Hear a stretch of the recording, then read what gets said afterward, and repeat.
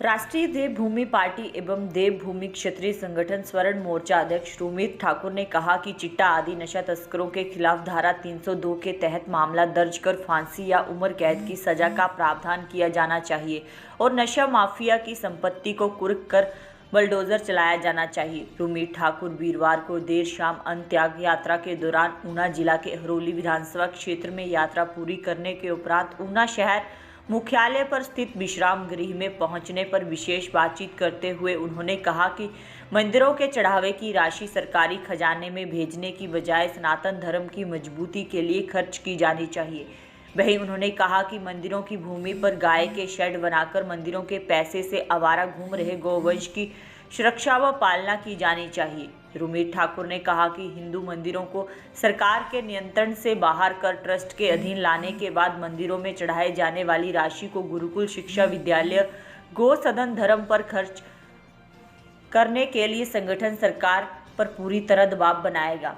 उन्होंने कहा कि राष्ट्रीय देवभूमि पार्टी हिमाचल में लोकसभा की 4 सीटों पर चुनाव लड़ेगी और 2025 में पंचायत स्तर पर भी चुनाव लड़कर संगठन को मजबूत बनाएगी।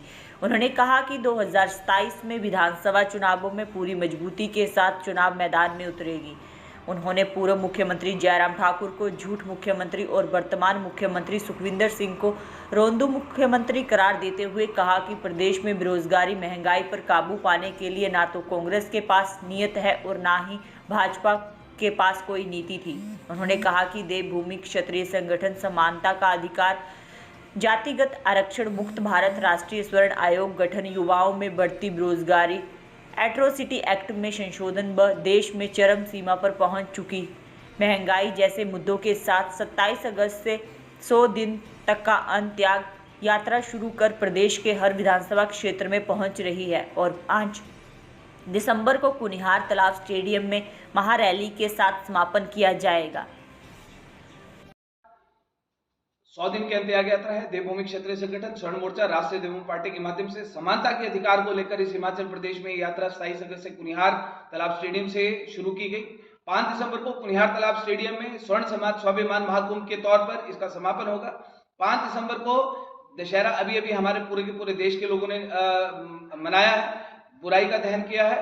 5 दिसंबर को स्वर्ण समाज के खिलाफ जितनी नीतियां, योजनाएं, कुरीतियां जो इस देश की सरकारों ने बनाई है उसका दहन हम 5 दिसंबर को करेंगे। स्वर्ण समाज का जो विजयदशमी है वो विजयदशमी हम कुनिहार तालाब स्टेडियम में हम लोग मनाएंगे।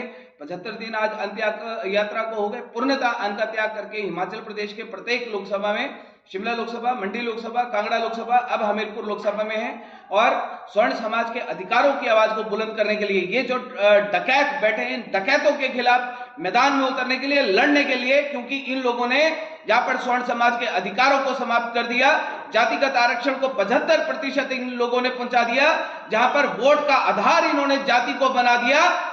एक वर्ग स्वर्ण समाज भी इस देश में रहता है, उसके भी अधिकार हैं, उनके बच्चों के भी अधिकार हैं। जहां पर ये हमारे बच्चों की तरफ अपनी आंख कानी करके बैठे, वहीं पर राष्ट्रीय देवभूमि पार्टी देवभूमि क्षत्रिय संगठन स्वर्ण मोर्चा इस लड़ाई को लड़ने के लिए मैदान में उतरा है। 5 दिसंबर चलो कुनिहार, मिलते जन सैलाब के तौर पर। बहुत बहुत धन्यवाद।